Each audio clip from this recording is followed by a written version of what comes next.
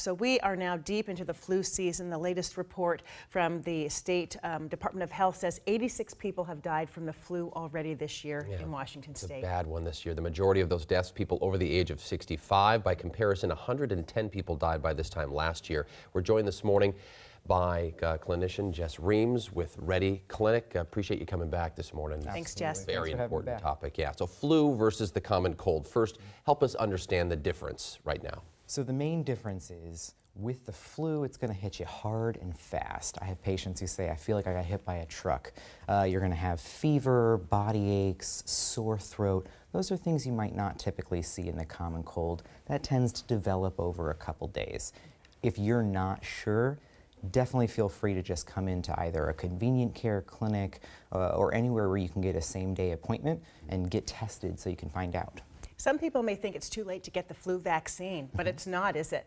It is never too late to get the flu vaccine. At this point in the season, probably the best thing you can do is get early detection to see if you have the flu, if you've gotten symptoms.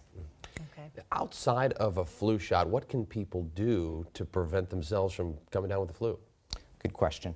Some of the biggest things you can do are just small things like washing your hands, staying away from people who are sick. If you're sick, stay home. That way we can make sure that everybody else isn't getting sick too. So one of the things that makes that difficult is kids are going to school before.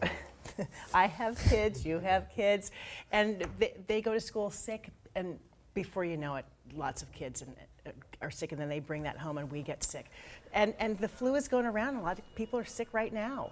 So it makes it difficult, right? It makes it super difficult. A lot of people think that what they're getting is the common cold, and they don't want to come in just for a cold.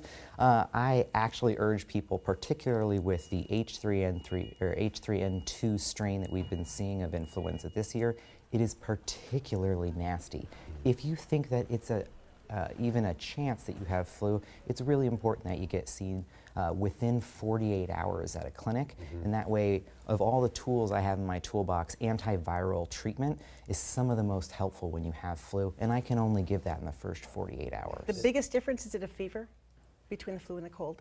I think it's the fever and severity. With flu, it's something where someone will feel fine in the morning, and all of a sudden they feel absolutely wretched. Yeah.